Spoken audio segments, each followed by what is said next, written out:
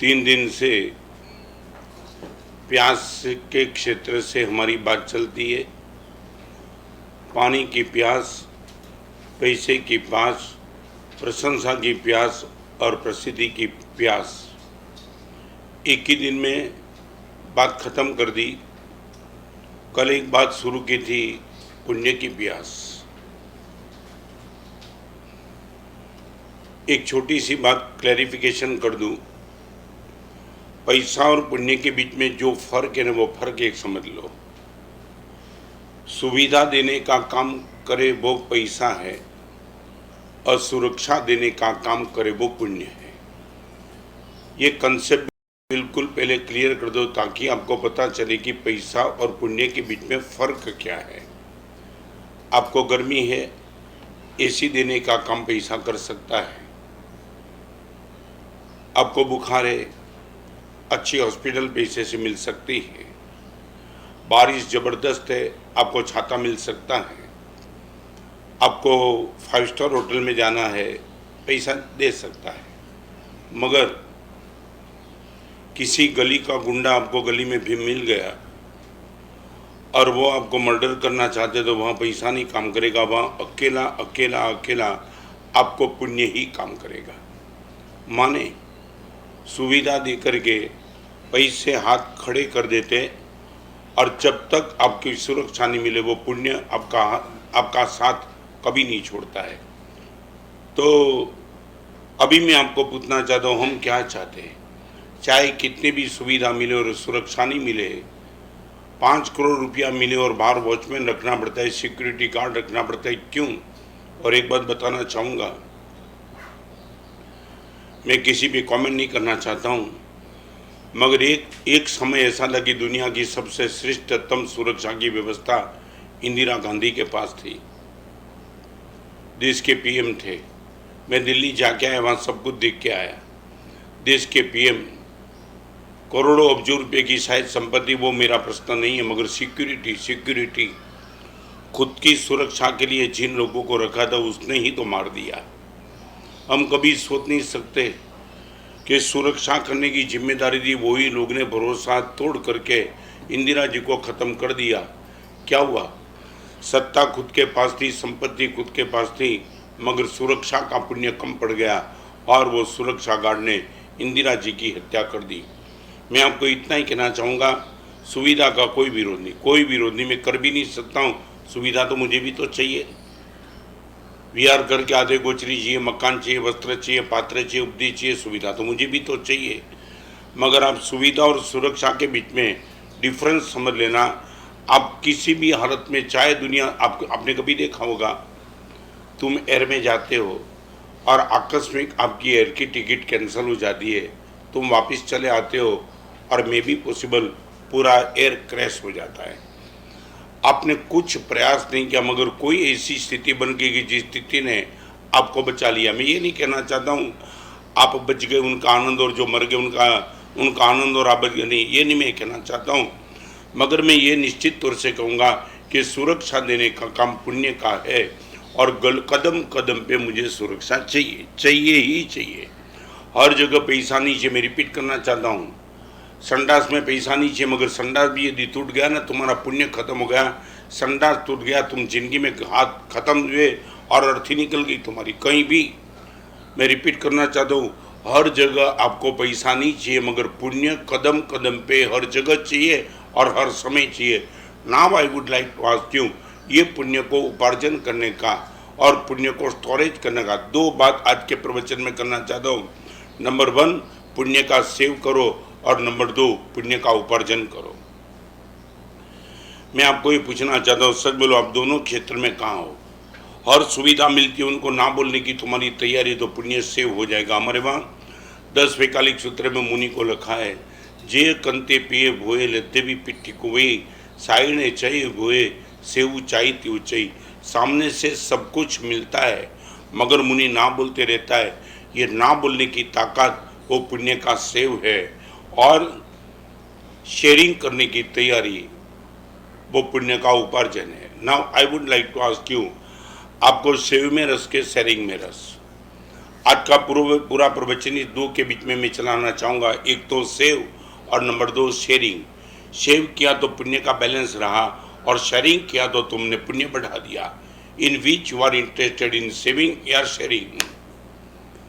जितना भी पैसा आया और खर्च करो, पैसा आया खर्च करो। अभी ठीक है कि कोरोना का माहौल है।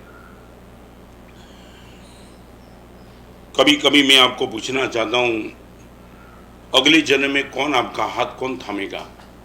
हमारे वहाँ सज्जायकार ने भी लिखा है कि भगवान, शब्द लिखा है शब्द, भगवान अगले जन्म में मेरा हाथ थामे। उनको गुजराती में भौमियो के छे, भौमियो। भगवान कोई तो ऐसा दे दो मेरा हाथ थाम के संसार के जंगल से मुझे निकाल दे। कभी तुमने सोचा सेविंग और शेयरिंग? और पहले नंबर की बात, सेविंग में यदि आपका इंटरेस्ट नहीं है तो एक काम करो, शेयरिंग करो। एक छोटी सी बात, माँ थी, माँ घर में सामायिक करती थी और सामायिक करते करते करते माँ को एक समय ऐसा आया कि माँ को घड़ी दिखना कम हो गया।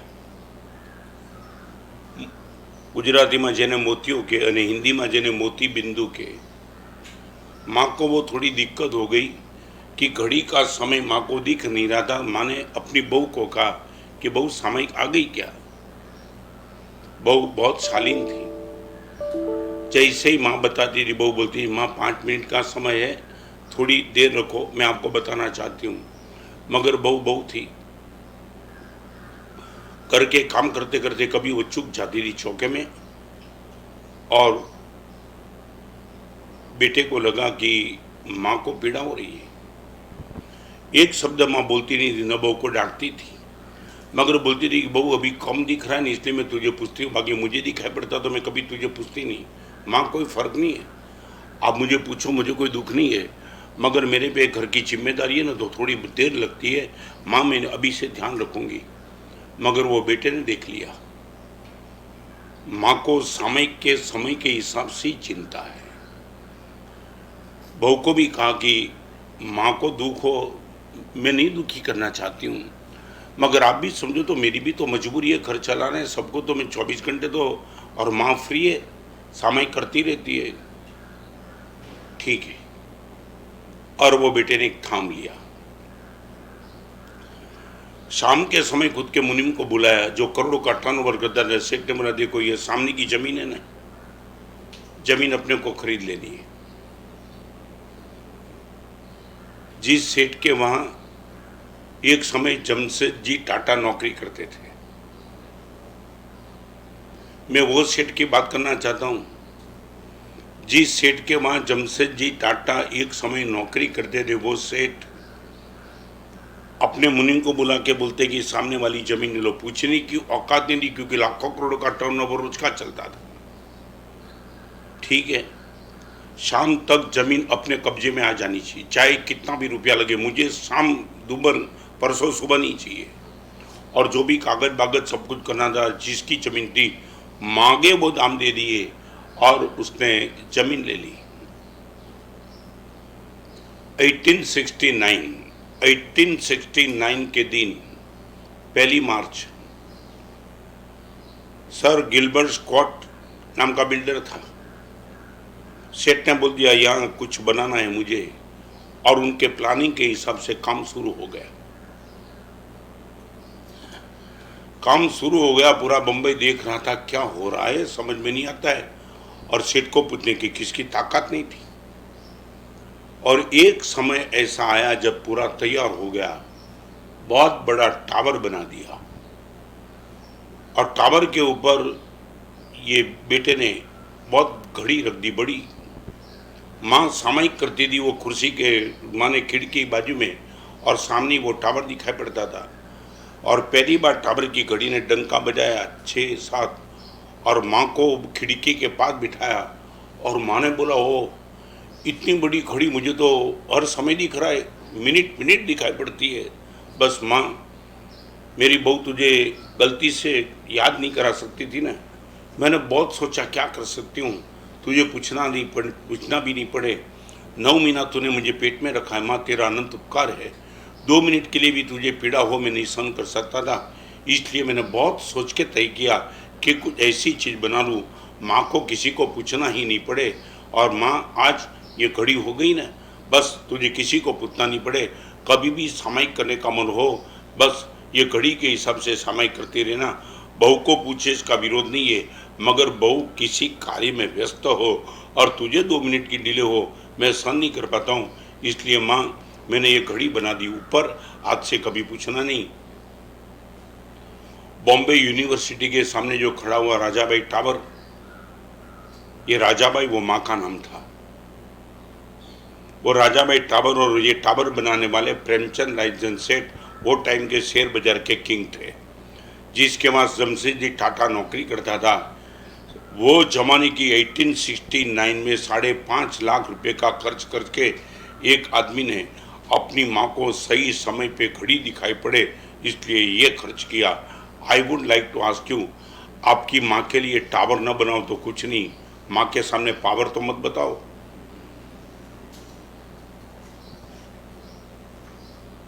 तुमने कभी ये एग्जाम्पल सुना? राजाबाई टावर तो तुम भी देखते हो कि बम्बई में रहने वाले कितनी बार गए। तुमने कभी राजाबाई टावर का ये रूट पकड़ा कि ये राजाबाई टावर है कौन? एक जैन सृष्टि अपनी माँ की समाधि के लिए 5.5 लाख रुपए का खर्च करके शाम को ही एक जमीन ले लेता है, टावर बना देता है और ये सब कुछ कर देता है। आज वो राजाबाई टावर, माँ को उसने कहा था कि माँ ये तेरे नाम से मैंने टावर बनाया है, लोग आते रहेंगे, मैं तो कभी तुझे याद करूँगा नहीं करूँगा, मगर ये पूरी दुनिया तुझे जब तक ये टावर खड़ा रहेगा तब तक तुझे याद करते रहेंगे। मैं आपको पूछना चाहता हूँ, बीच वर इंटरेस्टेड शेयरिंग की शेयरिंग। आज पूरा प्रवचन इनके सामने है। अगले जन्म की आपकी सुरक्षा सेविंग और शेयरिंग को छोड़ के नहीं है। जितना भी मिला उतना खर्च कर दिया और नया शेयरिंग तुमने यदि नहीं किया तो मैं दावा के साथ कहना चाहता हूँ अगले जन्म में शरीर पे कपड़े भी मिलेंगे कि नहीं, वो लाख रुपए का प्रश्न होगा। मैं उज्जैन के बाजू में सेवाधाम आश्रम में वहाँ जाके आया। मैं आपको एक बात बताना चाहता हूँ, प्लीज़ मेरी बात को कमज़ोर गलत फहमी मत करना। आपके बेटे को तुमने परमात्मा का मंदिर नहीं बताया ना, तो ठीक है, माफ़, एक बार मैं माफ़ कर देता हूँ। एक बार टाटा की हॉस्पिटल तो दिखा दो। आपके बेटे को तुमने प्रभु का मंदिर नहीं दिखा दिया ना, एक बार माफ मैं करूंगा, एक बार टाटा हॉस्पिटल तो दिखा दो। आप यदि एमपी में कभी जाने का मन हो तो उज्जैन के बाजू में करीबन 15-20 किलोमीटर पे सेवाधाम आश्रम में वहां जाके एक बार देख लो। हम सब साधु साध्वी गए तो बस आंख में आंसू के सिवा कुछ नहीं। क्या क्या भगवान ने, क्या उन लोगों को कर्म सत्ता ने सजा दिया, वी कांट बिलीव। 400 से 500 मरीज, पागल, विकलांग, दिव्यांग, जिनका कोई ठिकाना नहीं, और उन सभी को संभालने वाला एक ही आदमी सुधीर भाई। आप इनको देखो तो लगेगी सुधीर भाई, मैंने इनकी पीठ थपथपे, सुधीर भाई तुमने कमाल कर दिया, कमाल। पहली बार जब गया तो सोच नहीं सका कि इस दुनिया में ऐसे भी लोग हैं, संभालने वाले भी लोग और बीमार भी लोग, पीड़ित भी लोग, और सबसे बड़ी बात 500 लोग पागल माने ऐसे पागल अपनी ही गद्दी पे संडास कर दे और संडास में हाथ डाले और सुधीर भाई बड़े प्यार से उनको संभाल के उनके कपड़े साफ करे। Not possible at all. और सबसे बड़ी बात, 500 लोगों का नाम सुधीर भाई को मुख में है, सभी को नाम से बुलाते, पागलों को सबको अपने नाम से बुलाते। जाओ कभी देख के आओ। 3 गाड़ी है फिर भी नया मॉडल निकला, मेरी गाड़ी लाना है, कोई शर्म नहीं आती है तुम्हें क्या? 3 गाड़ी घर में बसा के बैठे, 3 मोबाइल, एक परिवार के पास 2 मोबाइल है, और ब्रांडेड मोबाइल आया तो बस लाओ ब्रांडेड लाया, कोई शेविंग आपको दिखता ही नहीं क्या? मच्छरदानी में एक मच्छर घुस जाता तो पूरी नींद बिगड़ जाती। अगले जन्म में कौन तुम्हारी सुरक्षा कौन करेगा?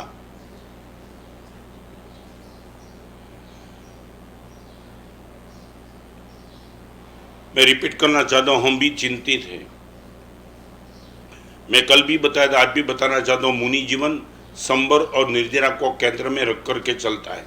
हमारा मुनि जीवन संबर और निर्जरा टॉप प्रायोरिटी, मगर अगला जन्म मुझे भी तो कहीं लेना ही पड़ेगा, क्योंकि मोक्ष यहाँ से नहीं होगा तो अगला जन्म कहीं मिले, महाविद्य क्षेत्र मिले, आर्य देश मिले, आर्य कुल मिले, उत्तम माता पिता मिले, तंदुरुस्त शरीर मिले, सशक्त मन मिले, परिवार संस्कारी मिले, धर्म सामग्री मिले, धर्म संयोग मिले, धर्म की सद्बुद्धि मिले, उनके लिए करो तो क्या करूं, एक ही काम है मेरे पास, शेयरिंग।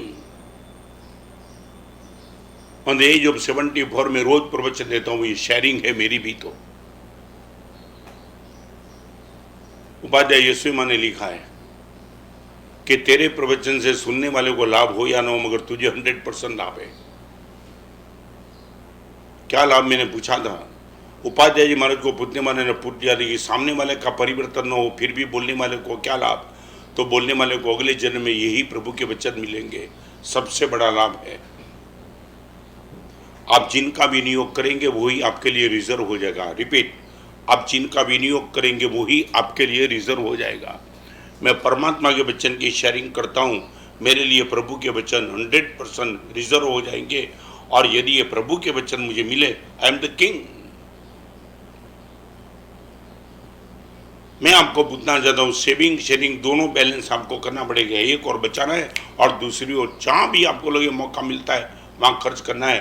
तो सेविंग के लिए आपके पास पैसा है, शेयरिंग के लिए आपके पास 4 चीजें, उनकी बात मैं आज के प्रवचन में कर, 4 क्षेत्र में तुम शेयरिंग कर सकते हो। नंबर 1, वित्त माने पैसा। आपके पास सबसे श्रेष्ठ नंबर का गृहस्थ जीवन में आपके पास वित्त है। आप कहीं गए भी नहीं, आपको जाने का समय भी नहीं है, आप 1 घंटा भी घर से बाहर नहीं कर सकते, में भी पॉसिबल, आपका स्वास्थ्य नहीं है बराबर, if you are not interested. मगर अकेले पैसे से भी आप बहुत कुछ कर सकते हो। फोन करके बोल सकते हो कि मेरे 2 लाख लिख देना, मेरे 3 लाख लिख देना। अब जो कुछ भी मैं रिपीट नहीं, आप जानते हो कि क्या क्या कर सकते हो। मैं आपको पूछना चाहता हूँ, सच बोलो, कॉन्शियस के साथ आप प्रश्न पूछ लो अपने आप को कि वित्त का शेयरिंग करने की आपकी मानसिकता कितनी। मैं अमाउंट की बात नहीं करना चाहता हूँ। 10 रुपया ही आपके पास है तो 8 आने का शेयरिंग, 100 रुपया है तो 80 रुपये का शेयरिंग।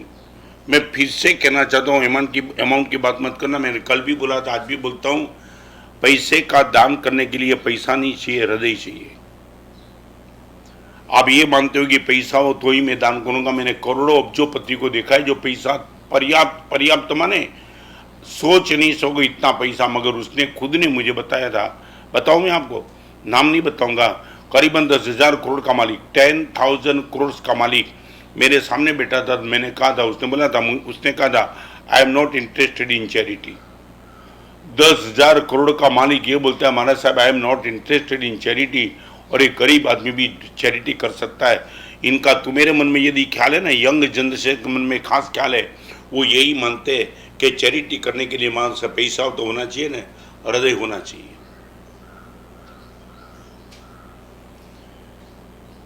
आपको अगले जन्म में सदगति में जाने के लिए पुण्य चाहिए, और पुण्य का श्रेष्ठ विकल्प कुछ भी किए बिना कम से कम पैसे का दान तो करो, कुछ नहीं। और दूसरी बात बताओ, वित्त का दान करने के लिए आपके जीवन की क्वालिटी में नहीं चेक करना चाहता हूँ, तुम समझे। आप पूजा करते हो तो ही पैसे का दान करना, आप होटल में नहीं जाते हो तो ही पैसे का दान करना, आप बाजार में नहीं घूमते हो तो ही करना, नहीं, ये कुछ भी नहीं कहना चाहता हूँ। वो तुम्हारा क्षेत्र है, मगर जहां भी आपको मौका मिले वहां कम से कम पैसे का दान तो करते चलो। प्रभु का मंदिर है, उपाश्रय, व्यावच खाता है, जिन शासन के साथ क्षेत्र है, अनाथाश्रम है। ये कोरोना का माहौल है, कोरोना के माहौल में आप जहां बैठे वहां कोई पुलिस शांत हो गया, कोई नर्स शांत हो गई, कोई डॉक्टर शांत हो गया, कोई परिवार शांत हो गया। परिवार की तुम नोट डाउन करो, उनको पूछो भाई आपके परिवार में जो शांत हो गया उनके पीछे कौन है। मैं थोड़ी तो राशि देना चाहता हूँ, फुल राशि नहीं तो कुछ नहीं, थोड़ी तो राशि दो।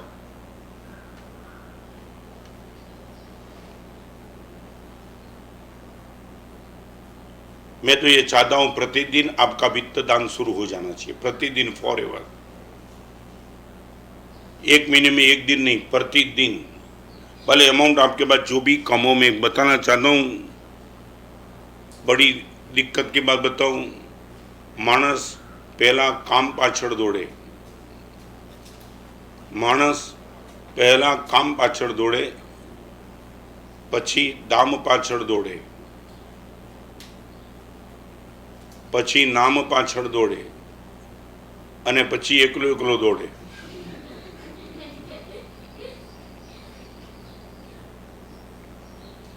યાદ રાખો, માણસ પહેલા કામ પાછળ દોડે, કામ નથી મળતું મારા સાહેબ, પછી દામ પાછળ દોડે, પૈસા નથી મળતા, પછી નામ પાછળ દોડે અને પછી એકલો એકલો દોડે।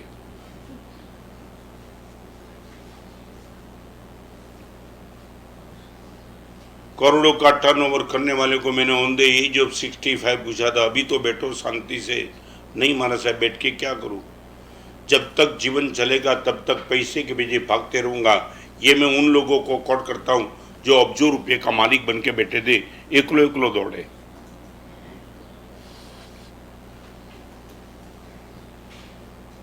वित्तदान, और इसमें मैं फिर से कहना चाहूँगा, आपके जीवन की क्वालिटी इसमें नहीं आती है। आप 5 स्टार होटल में भोजन करते हो, मैं नहीं ये न कहना चाहता हूँ कि करते रहो, मगर तुम वो भोजन करते हो फिर भी तुम वित्त दान कर सकते हो। परमात्मा की पूजा शायद आप किसी भी कारण से नहीं करते हो, फिर भी आप वित्त दान कर सकते हो। माने वित्त दान करने के लिए आपके जीवन की क्वालिटी अभी किसी ने चेक नहीं की दी, फिर भी आप ये पुण्य उपार्जन कर सकते हो। मैं कहना चाहता हूँ आपकी इसमें इन्वॉल्वमेंट आपका कितना। गुरुदेव वित्त दान यदि कर सकता हूँ, कोई क्वालिफिकेशन की रिक्वायरमेंट नहीं है, तो गुरुदेव मैं मजे से रोज ठान के बैठा हूँ वित्त दान करते ही रहूँगा।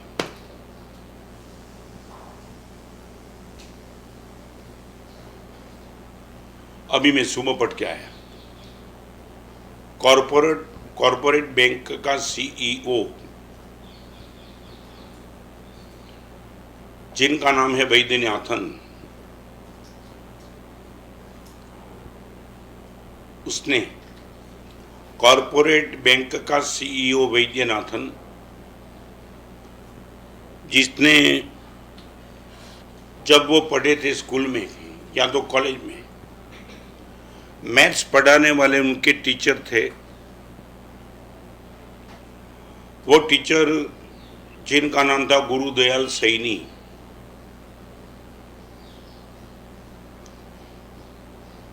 पढ़ने के बाद वो वापिस आए, फिर लगे काम में लगे तो पैसा बनने लगे।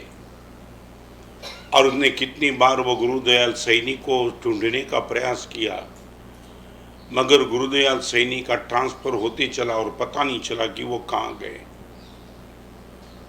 करीबन थोड़े दिन के पहले किसी ने बता दिया कि गुरुदयाल सैनी वो यहाँ है। फोन पे उसने संपर्क किया, याद दिलाई, आपके हाथ के नीचे में गणित मैथ्स पढ़ा था, आप कहाँ हो? और गुरुदयाल सैनी ने बोला मैं यहाँ हूँ। ये कॉरपोरेट बैंक का सीईओ वैद्यनाथन आपने ये काम किया, गुरुदयाल सैनी के नाम पे 30 लाख रुपए का शेयर ट्रांसफर करा दिया, 30 lakhs। और पूछने रवाने ने इतना ही पूछा कि गुरुदयाल सैनी ने तो बहुत साल के पहले आपको मैथ्स में पढ़ाया था, अभी उनके नाम से 30 लाख का शेयर ट्रांसफर कराने के पीछे राज क्या है? तब उसने बता दिया, एक समय था मैं इंटरव्यू देने के लिए मुझे किसी जगह पे जाना था, सिर्फ और सिर्फ 500 रुपये की मुझे ज़रूरत थी। बहुत प्रयास करने के बाद भी मुझे 500 रुपया कहीं से नहीं मिला। तब मैथ्स ने टीचर ने खुद की जेब से निकाल के मुझे 500 रुपया दिए थे। वो 500 रुपया अभी तक याद है। यदि वो इंटरव्यू दे के नहीं आया और पास नहीं होता, आज सीईओ के पोस्ट पे पहुंचा, उसमें फाउंडेशन गुरुदयाल सैनी के दिए हुए 500 रुपये थे, उनका कर्जा मैं कैसे चुका सकता हूँ। तब मुझे याद आया, आज भगवान की कृपा से मैं इसी पोस्ट पे बैठा हूँ, इसलिए 30 लाख रुपए का शेयर उनके नाम से ट्रांसफर कर दिया। मैं पूछना चाहता हूँ, कितने लोगों के उपकार को तुम अभी याद करते हो? ले तो लिया तुमने,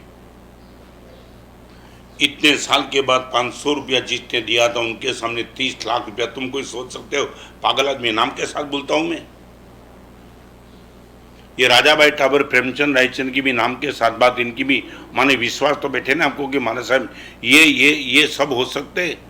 इन वेयर यू आर, आप आपका नंबर कहाँ है? मैं आपका भी प्रवचन में नाम देना चाहता हूं।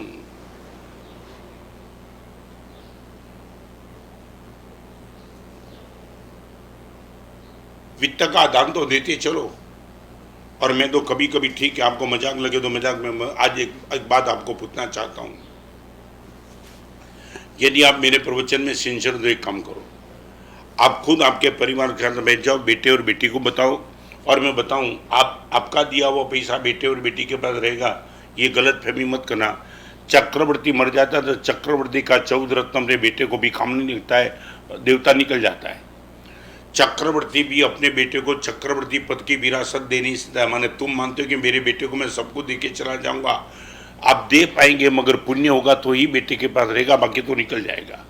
फिर भी मैं ये नहीं कहूँगा तू बेटे को मत दो, मगर एक बार बेटे को पूछो कि बेटा मैं तुझे दे के चलूँ तो कितना दूँ, 25 लाख, 50 लाख, 1 करोड़ बेटे के नाम, 1 करोड़ बेटी के नाम। आपके खुद के जीवन के लिए सोच लो कि 50, 60, 70 साल का हो चुका, अभी 10 साल 20 साल मजे से चले और एक भी रुपये की इनकम न, तो मुझे कितना चाहिए और लगे कि इतना है। बेटे को 1 करोड़ के सामने 1.5 करोड़ दे दो, बेटी को दे दो, तुम्हारे परिवार को दे दो, तुम्हारे खुद के लिए रखो, और फिर लगे कि अभी भी इस पैर में बहुत है, तब तो डोनेशन शुरू कर दो।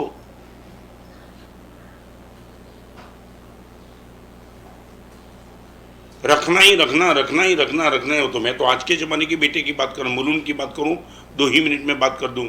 मैंने पहला चातुर्मास गुरुदेव की आज्ञा से जब मुलुन में किया, एक बाप मेरे पास आया, उसने बता दिया हमारा से मैंने मेरे बेटे के नाम से विल में 10 लाख रुपया लिखा है। बेटा भी मेरे नज़दीक था,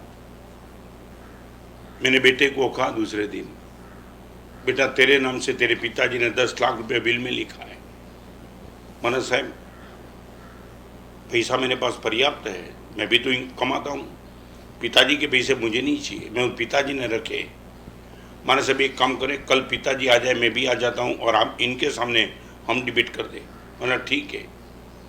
और पिताजी आए, पिताजी के पास बेटा आया, बड़े प्यारे थे, दोनों मेरे नज़दीक थे, और वो दोनों नज़दीक थे। तो मैंने कहा अभी पिताजी को कि आपका बेटा, आपने मुझे बताया ना, तो आपके बेटे को मैंने बात बताई, अभी आप बेटे को सुन लो। और बेटा जी ने बोला पिताजी मेरे लिए पैसा क्यों रखते हो, आपको मालूम है मैं भी तो कमाता हूँ, मेरी भी पुण्य है, सब कुछ है मेरे पास, तो नहीं आप क्यों पैसे रखते हो। बेटा ऐसा है ना कि मरने के बाद व्हील खोलेंगे लोग बोलेंगे बेटे को क्या दिया, तो समाज के हिसाब से भी तो देना पड़ता है। देखो ये कुछ, खैर आपकी मानसिकता, मैं अभी उन पर कॉमेंट नहीं करना चाहता हूँ। समाज की मानसिकता है कि बेटा बाप गया तो कुछ दिए भी ना गया, तो इसलिए भी बेटा मैं समझता हूँ तुझे 10 लाख नहीं चाहिए, मगर फिर भी तेरे नाम से मैंने 10 लाख लिखा है। ये बात मुलुन का पहला चातुर्मास हमारे 25-30 साल हो गए, और बेटे ने बहुत समझाए थे, पिताजी नहीं। और पिताजी, बेटे ने जो लॉजिक दिया ना, वो लॉजिक मेरे का लॉजिक था। बेटे ने इतना कहा, पिताजी एक प्रश्न आपको पूछूं, ये पैसा कमाने के लिए आपने जो पाप किए हैं वो मरने के पहले उनसे पुण्य कर लो ना, आपका पाप आप ही खत्म कर दो ना, मुझे क्यों देके जाते हो। पैसा कमाने के लिए तुमने जो पाप किए ना पिताजी, अच्छे मान में पैसे का खर्च करके तुम पाप को खत्म कर दो, पुण्य बढ़ा दो ना। मैं तो चाहता भी नहीं, मुझे चाहिए भी नहीं, आप क्यों मुझे देते हो। फिर भी इतना लॉजिक देने के बाद भी बाप ने कहा बेटे को कि मुझे तुझे देना तो है ही। आप क्या करेंगे मालूम है, ये आज के ज़माने के बेटे की बात करना चाहता हूँ।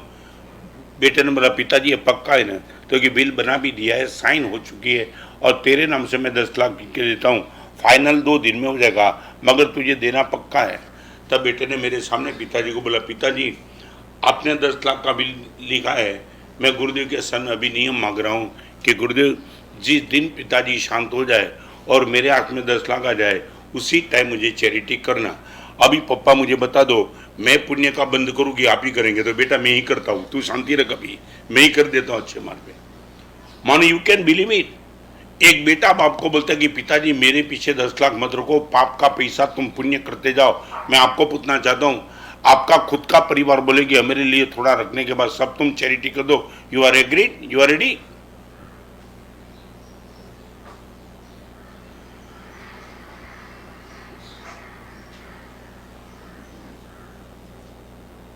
कभी कभी तो मन में होता है कि कैसे कैसे अगला जन्म कैसे आएगा। फिर से मैं कहना चाहता हूं, तुम एक नंबर के चोर डाकू हो, फिर भी पैसा का दान कर सकते हो, तुम समझे। बाकी बहुत कुछ चीज में आपको क्वालिफिकेशन चाहिए, इसमें क्वालिफिकेशन नहीं चाहिए। एक नंबर के डाकू भी दान तो कर सकता है, कहीं अनाथ आश्रम में, कहीं पांजरापुर में, गौशाला में। मैं ये नहीं कहता हूं दान करने के लिए डाकू बनना, तुम गलत फहमी मत करना। तुम तो प्रवचन में बोलेंगे गुरुदेव ने सब कुछ बोल दिया, तुम्हारी तो औकात ऐसी नहीं, अंडरस्टैंडिंग इतनी बेकार है, समझ में नहीं आता है। एक 80 साल का वृद्ध पुरुष पहली बार प्लेन में बैठा, जिंदगी में बैठा ही नहीं था, पहली बार बैठा। अभी एयर होस्टेस आई तो उसने पूछा आपको कुछ चाहिए, तो क्या चाय चाहिए। चाय क्या मांगा, चाय मांगा तो वो दूध आया, गर्म पानी आया, शक्कर आई। आपको मालूम है ना, चाय टेबल पे रख दिया, गर्म पानी, दूध, शक्कर, और वो एयर होस्टेस रख के चली गई। बाजू वाले को पूछा ये क्या है, तो नहीं काका चाय आपको बनाना है, ये दूध, गर्म पानी, शक्कर, चाय की भुक्की सब बस बना दो। और काका ने बड़ी मुश्किल से, जिंदगी में कभी बनाई नहीं थी, मगर ये एयर में बैठा था, बना दी। सोच तो अपनी रहेगी ना। चाय बना के पी तो ली, और चाय बनाने के बाद एयर होस्टेस वापिस आई।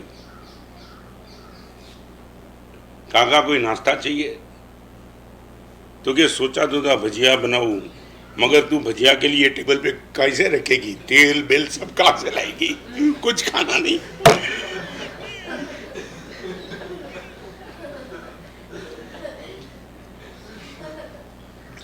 चाय के लिए तो टेबल ठीक था, भजिया कहां बनेगा यार।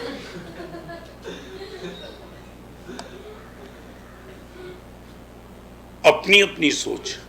फिर से मैं कहना चाहता हूं, करते चलो यार।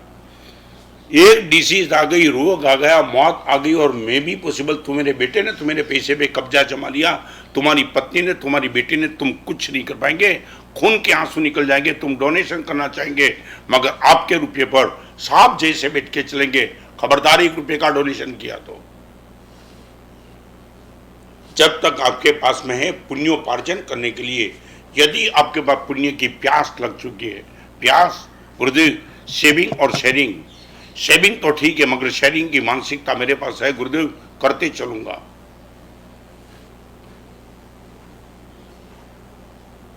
भावनगर का एक लड़का, बात निकली तो बताऊं, शिविर की शुरुआत में इनका बाप बेटे को लेके आया, गुरुदेव ये शरारती बहुत है, समझाओ।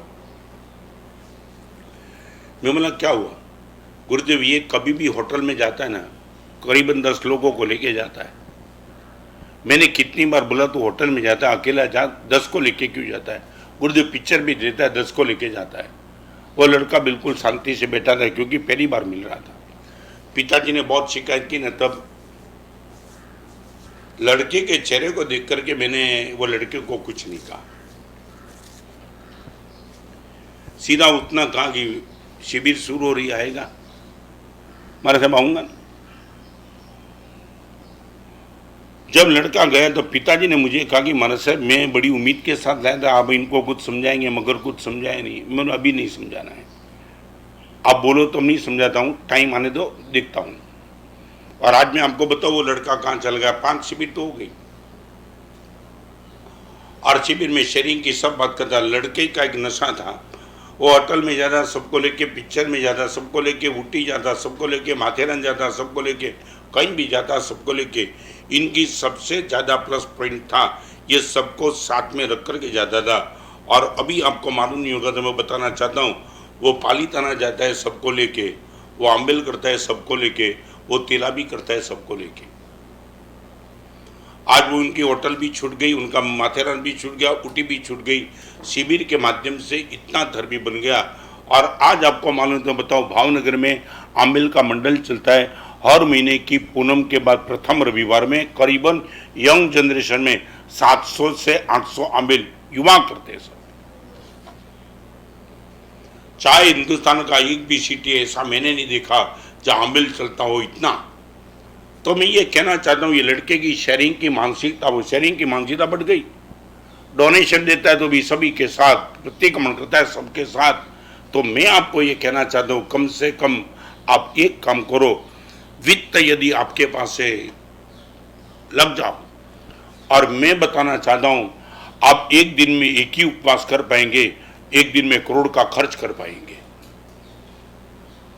आप एक दिन में एक ही दिन का ब्रह्मचर्य का पालन कर सकते हो, एक दिन में एक ही उपवास कर सकते हो, मगर एक दिन में 1 अरब रुपए का भी दान तुम करना चाहते हो तो जिन शासन और पूरी दुनिया भरी पड़ी है, तुम डोनेट कर सकते हो। कितना पुण्य का बंद तुम कर सकते हो। बहुत एफडी कर दी, थोड़ी एफडी तोड़ दो अभी।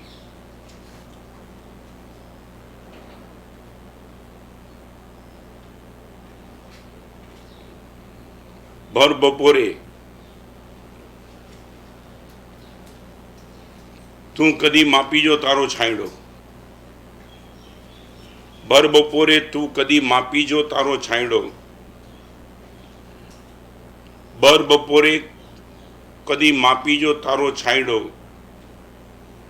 કેટલું ઊંચું છે તારું કદ ખબર પડશે તને। ભર બપોરે કદી માપી જો તારો છાંયડો, કેટલું ઊંચું છે તારું કદ તને ખબર પડી જશે। सुबह में चलते हो तो इतना लंबा तुम्हारी परछाई दिखाई पड़ती है, दोपहर को लगो ऊपर सूर्य हो ना तब पता चलेगा कहीं परछाई नहीं है। नंबर 1 वित्त वैभव, आप इनका डोनेशन दे सकते हो। नंबर 2 वस्तु वैभव, में भी पॉसिबल वित्त वैभव आपके पास न भी हो मगर हो तो भी वस्तु, जिसको आपकी परिभाषा में भी नया नया शब्द निकले, कीट, वस्तु।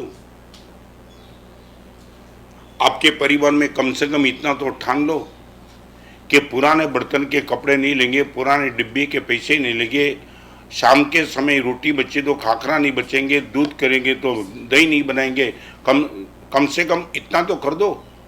वस्तु वैभव, वित्त का दान तुम नहीं भी कर सकते हो, कम से कम वस्तु का दान तो कर सकते हो। आपके परिवार में पुराने कपड़े हो, इनके बर्तन नहीं लेंगे, कोई फर्क नहीं पड़ता है। ये मानसिकता हो चुकी है। कोई ऐसा नहीं है कि आपको लेना है, मगर ये मानसिकता कि कपड़े के बर्तन लो, खाली डिब्बा। मैंने नासिक के प्रवचन में खाली डिब्बे की बात बताई, तुम हैरान। शायद आपके घर में भी खाली डिब्बा लेने वाला आता है, उनको आप पैसा देते हो, जो भी हो मुझे मालूम नहीं, मगर नासिक के चातुर्मास में भगुर में रहने वाला एक लड़का, उसने मुझे बता दिया, कमाल। और क्या लोग अपनी सोच कितनी जबरदस्त करते। गुरुदेव आपने वो प्रवचन में दिया ना नियम, वो ले तो लिया। हमारे घर में भी गुरुदेव कोई फर्क नहीं है, 1-2-1.5 करोड़ का बंगला है, मगर एक मानसिकता हमारी खाली डिब्बे, कभी वो बार्गिंग करना और पैसा लेना। मगर गुरुदेव आपने खाली डिब्बे का नियम लिया था, हमने पूरे परिवार ने नियम लिया कि जब भी डिब्बे वाला आ जाए खाली डिब्बा नहीं देना है, उनको भर के ही देना है। मानस साहब कमाल का आनंद जो आता है ना, क्या कमाल का आनंद। पहली बार खाली डिब्बा लेने के लिए आया ना मानस साहब, उस टाइम घर में केले थे, केले 3 डजन केले भर के दे दिए। मानस साहब इनकी आंख के आंसू, पहली बार देखा कि खाली डिब्बा मुफ्त में देने के बाद यदि भर के देते हैं, कमाल। मानस साहब फिर तो एक नशा बन गया। खाली डिब्बा होता है, गेहूं भरो, चावल भरो, कुछ भी भरो और देने के लिए आ जाए। मानस साहब मैंने बोला मैंने तो नियम खाली डिब्बे का ही दिया था। मानस साहब पुण्य बढ़ाना ही है, फिर खाली डिब्बे का क्या, भर के बढ़ाओ। You can't do this thing. लेने वाला का मुंह भर दो। बहुत छोटा आदमी होता है, उनका मुंह भी बहुत छोटा होता है, बहुत बड़ा नहीं होता है।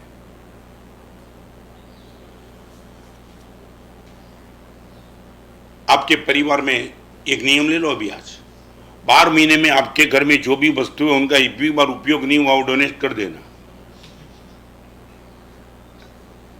कान पे नहीं आया तो फिर से दोबारा बोल। आपके घर में जो भी वस्तु है 12 महीने में एक भी बार यदि उनका उपयोग नहीं हुआ तो डोनेट कर देना।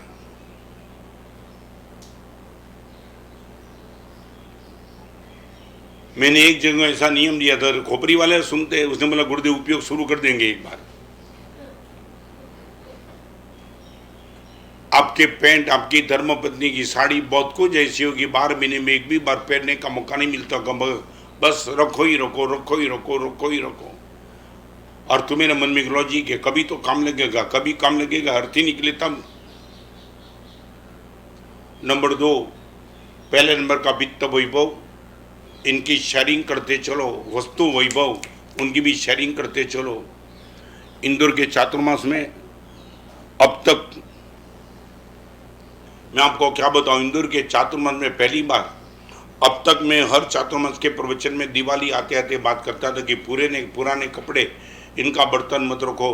श्री संघ के यंग जनरेशन है, आपके कपड़े उनको दे दो, यहाँ लाओ कपड़े, और कपड़े गरीब में, अनाथ आश्रम में, कहीं भी अच्छी जगह पे वहाँ पर आपके कपड़े बांट दिए जाएंगे।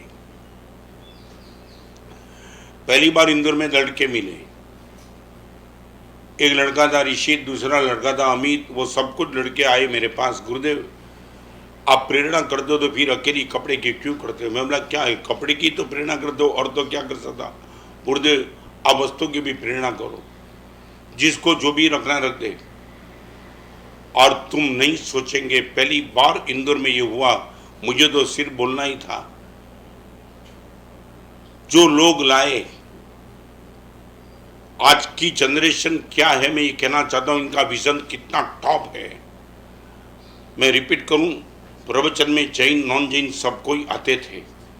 अकेले कपड़े की बात थी, मगर वो लाने वाले ने तो सोफा सेट लाए, टेबल लाए, कुर्सी लाए, मोबाइल लाए, फ्रिज लाए, एयर कंडीशन लाए तो, और वो भी मैंने तो ये कहा था यदि आपकी चाहो तो पुराना दे देना। सब ब्रांडेड आइटम लेकर के आए, ब्रांडेड आइटम 2-2 हज़ार का पैंट पीस सब लेके आए, छोटे बच्चे के लिए खिलौना लेके आए। और ये लड़के लोगों की टीम ने क्या कमाल कर दिया। आप कुछ देना चाहते हो हमें फ़ोन कर दो, टेम्पो लेके भेजना पड़ा, इतना सामान लोगों ने नया नया दिया। और मैं ये बताना चाहता हूँ, करीबन 80 लाख रुपए का सामान इंदौर के चातुर्मास में लोगों ने दिया। वस्तु वैभव 80 लाख रुपया, यू कैन बिलीव इट। और मैं एक बार वो गोडाउन देखने के लिए गया था, आंख में हर्ष के आंसू आ गए। कमाल लोगों को इतना कहा, गुरुदेव ने तो पुराना मांगा। अरे गुरुदेव कुछ मांगे, हम भिखारी थोड़े पुराना देंगे, हम तो फ्रेश देंगे।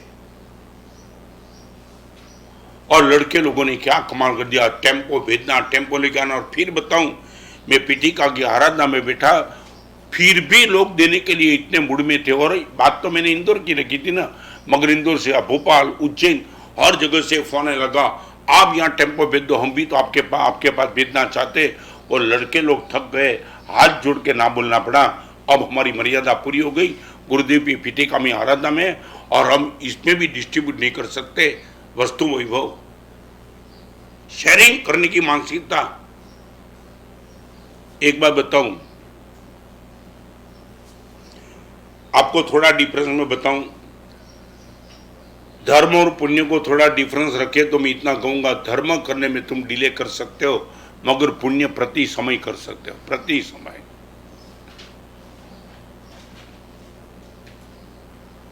आपके पास वित्त वैभव है, शेयरिंग करो।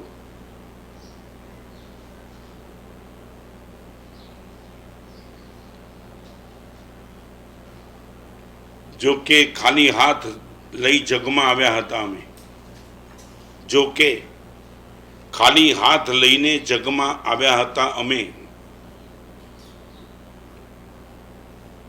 ये आपकी बात और मेरी बात, हम सबकी बात। जो के खाली हाथ लईने जगમાં આવ્યા હતા અમે, તે છતાં જ્યારે ગયા ત્યારે ઘણું મૂકતા ગયા। जो के खाली हाथ लईने जगમાં આવ્યા હતા અમે, તે છતાં જ્યારે ગયા ત્યારે ઘણું મૂકતા ગયા।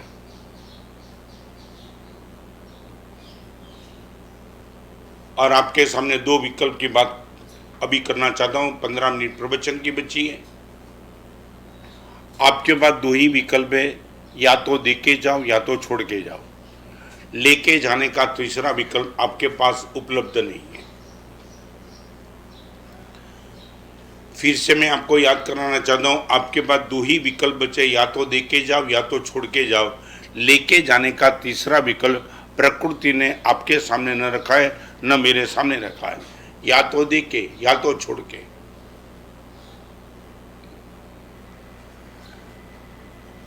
आप आपकी मानसिकता बताओ, व्हाट यू विश, दे के जाना है कि छोड़ के जाना है?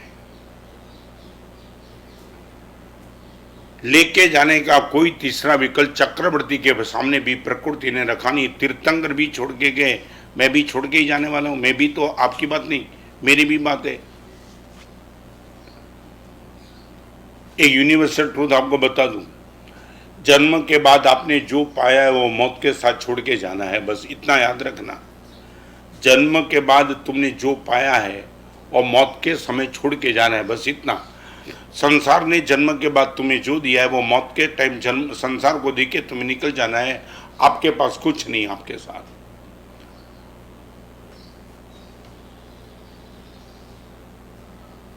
आपकी मानसिकता अभी क्या लेके जाने की कि छोड़ के जाने की?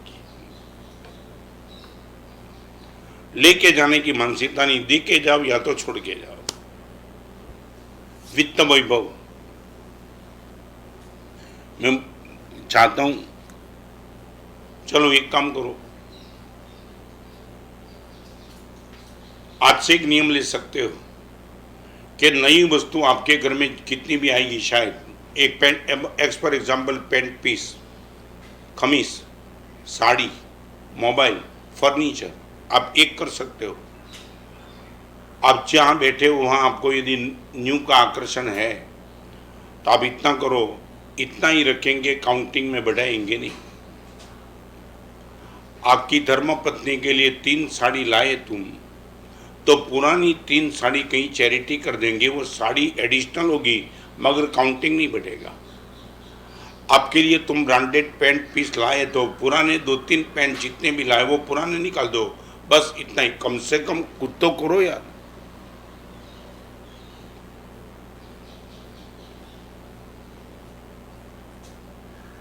एक तीसरे नंबर का दान, वित्त वैभव, वस्तु वैभव, और तीसरे नंबर का दान है शरीर वैभव, बॉडी। ना आपको पैसा देना है, ना आपको कोई वस्तु देनी है, सिर्फ और सिर्फ आपका शरीर कहीं देना है। सप्ताह में एक दिन तुम यदि किसी पांजरापुर में जाके खड़े रह गए कि भाई आपकी पांजरापुर चलती है, पशुओं को संभालते, अबोल पशु को संभालते, महीने में एक सप्ताह में 2 घंटा इसी पांजरापुर में मैं आने के लिए तैयार हूं, आपका शरीर का दान।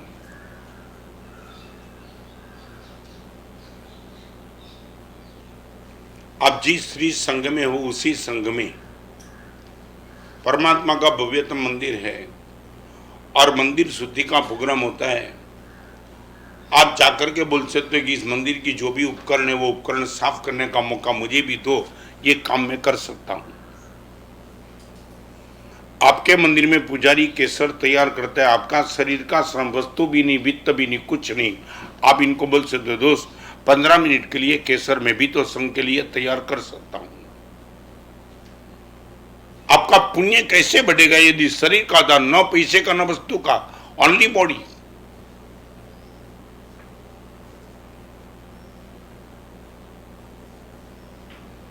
अब आ सकते हो उपास्य में, अभी नहीं, मगर आप उपास्य में भी आ सकते हो। ट्रस्टी को भी बोल सकते हो खुद भी काम हो, मेरा शरीर का काम हो तो मैं कुछ सेवा दे सकता हूं। मुनि भगवान इतने, साध्वी भगवान इतने, तुमने देखा, यहां भी मैं गीतांजलि में देखता हूं।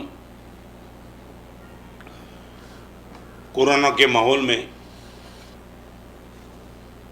जहां एक भी प्रवचन नहीं हो सकता है, इतना बड़ा चातुर्मास 5-5 महीने का चातुर्मास संघ ने उत्साह के साथ कराया, मगर मैं गीतांजलि श्री संघों को धन्यवाद देना चाहता हूँ। हर संघ ऐसे होंगे, मगर आज मैं बताना चाहता हूँ एक दिन ऐसा नहीं गया होगा श्री संघ के हर ट्रस्टी नहीं आए होंगे। It is really miracle. और यंग लड़के 24 घंटे व्यावत के लिए तैयार है। गुरुदेव ये मौका कब मिलता हमको, कब मिलता? काम है या नहीं बात छोड़ो, मगर गुरुदेव हम तो शरीर से तो आ सकते। मैं आपको भी बताना चाहता हूँ, भांजरापुर, गौशाला, अनाथ आश्रम, ब्लाइंड स्कूल, मैं तो जो टॉप लेवल पे लड़के हैं उनको मैं कहना चाहता हूँ, मेरी ओर से एक सुझाव मैं देना चाहता हूँ। कई लोगों के मन में एक बात है कि गुरुदेव आप बोलते हो कि रिटायर हो जाओ, मगर रिटायर होने के बाद, निवृत्त होने के बाद गुरुदेव मेरे पास ऐसा कोई काम नहीं है तो टाइम कैसे निकालेंगे? हमें सामायिक गुरुदेव पसंद नहीं है, पूजा पसंद नहीं है, और फिर भी आप बोलते हो रिटायर हो जाओ। रिटायर हो तो गए, मगर रिटायर होने के बाद टाइम ही टाइम मिलेगा तो हम जाएंगे तो कहाँ जाएंगे गुरुदेव? टाइम पास करने के लिए मैं आपको बताना चाहता हूँ, मैंने करीबन 10 किलोमीटर दूर ऐसे गांव में जब बात रखी ना, एक तीर्थ था, वहाँ 5 लोग ऐसे मिले मुझे कि गुरुदेव टाइम तो बचेगा, करेंगे तो क्या करें? मैंने एक काम करो, ये तीर्थ है ना, तीर्थ, आप ट्रस्टी नहीं हो मगर सम्मानीय व्यक्तित्व तो हो तो के हैं। मैं बोला एक काम करो, आप रिटायर होने के बाद हर रोज 2 घंटे के लिए ट्रस्ट की ऑफिस में बैठो, कुछ करना नहीं है, सिर्फ बैठना है और वहाँ से बोलना कुछ मेरे लायक काम है, ये मंदिर की व्यवस्था, ये उपास्य की व्यवस्था, धर्मशाला की व्यवस्था। सिर्फ ताकत वाला आदमी अच्छी जगह पे ऑफिस में जाके बैठता भी है ना, तो भी पैसे का हिसाब में जो गड़बड़ होती है, नौकर लोग काम नहीं करते, वो बहुत कुछ बदलाव आ जाता है। सिर्फ आपकी बॉडी 2 घंटे के लिए वहाँ दो, तो आप ये मानते हो काम नहीं है? पांजरापन में 2 घंटा बैठो, उपास में 2 घंटा बैठो, अनाथ आश्रम में जाओ, आप बोलो।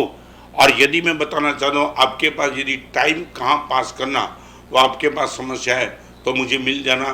मैं रिपीट, सैनिक भाई कस्तूरबा है ना, हमारे तत्व सुंदर महाराज रायचंद भाई थे, और वो तत्व सुंदर महाराज ने एक बार सैनिक भाई को कहा, सेठ रिटायर कब होंगे?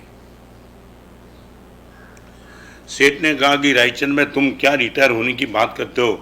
ये इतनी मिल का मालिक हो, रिटायर होकर मैं करूँ तो भी क्या करूँ, करूँ तो भी क्या करूँ?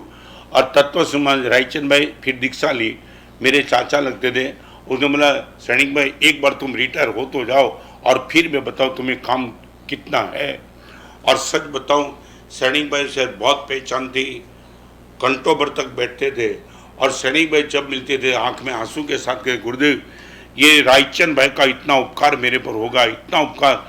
जिस दिन गुरुदेव आपने मुझे बता दिया था कि रिटायर हो जाता, मैं सोचता था समय कहाँ निकालूंगा, कहाँ में जाऊँ, इतना बड़ा समय कहाँ निकालूँ। और गुरुदेव सच बताऊँ, एक बार रिटायर होने के बाद जिन शासन की सेवा के लिए गुरुदेव 24 घंटे कम पड़ते हैं, 25 घंटे का काम है। मैं सच बताऊँ, सेठ रो रहे थे, यदि मेरी सदगति होगी, ये रायचंद भाई ने मुझे रिटायर कर दिया तब से हुई। तुम ये बोलते हो कि मेरे पास कुछ काम नहीं, आप आओ, आप बोलो कि गुरुदेव रिटायर होने के बाद समय कैसे पास करना, मैं आपको ऐसा रास्ता दिखाऊंगा, आपका एक एक मिनट करोड़ के भाव में चले। आप इसमें तो ना नहीं बोल पाएंगे, वित्त नहीं है, वस्तु नहीं है, शरीर तो है तो मेरे पास।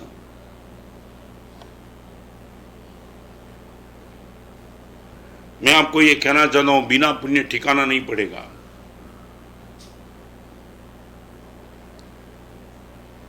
आज पुण्य की बात है, कल आगे की बात करना चाहूंगा। एक प्यास, जबरदस्त प्यास, मगर आज आपकी पुण्य की प्यास यदि आप तृप्त करना चाहते हो तो इसका एक ही रास्ता है, वित्त दान, वस्तु दान, शरीर दान।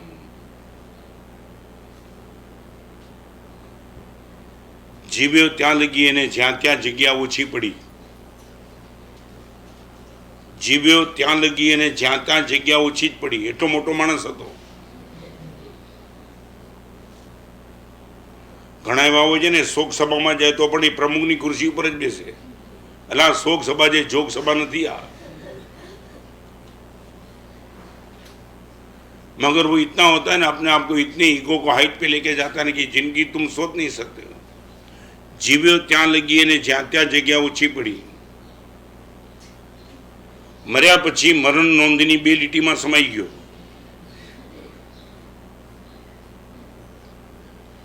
जीव्यो त्या लगी ज्या त्या जग्या ओछी पड़ी, मर्या पछी मरण नोंधनी 2 લીટીમાં समाई गयो, पूરું થઈ ગયું।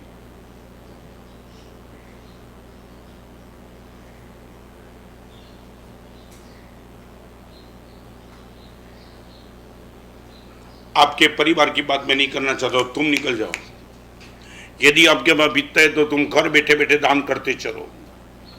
और मैं तो ये मानता हूं, तब आज के समय में इस माहौल में आपके पास यदि वित्त का दान इतना टॉप प्रायोरिटी पे चल सकता है। कोरोना का माहौल है, जान को खतरे में डाल करके जो बाहर निकले उनको तो धन्यवाद देते, वो डॉक्टर हो, नर्स हो, वकील हो, और पुलिस हो, जो भी हो। आपको मैं ये नहीं कहना चाहता तुम भी निकल पड़ो रोड पे, मगर यदि आप चाहते हो कि मेरे पास गुरुदेव पैसे की व्यवस्था है तो आप जहाँ भी उचित लगे वहाँ वित्त का दान कर सकते हो, क्षेत्र आपका हो सकता है, मगर आज के माहौल में वित्त दान सबसे टॉप पे चलता है। वित्त दान, वस्तु दान, बॉडी दान, और लास्ट बात है आपके शब्दों का दान, वर्ड्स। आप शरीर भी नहीं दे सकते हो, किसी के साथ प्रेम के दो शब्द से बात तो कर सकते हो।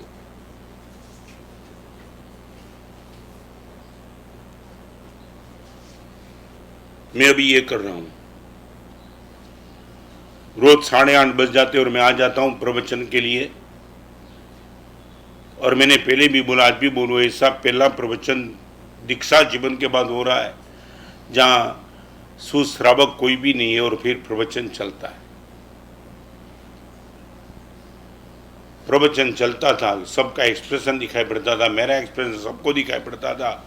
प्रवचन में प्रश्नोत्तरी चलती थी, वाचना, पृछना, परावर्तना, अनुप्रेक्षा, धर्मकथा, ये सब कुछ स्वाध्याय का माहौल चलता था।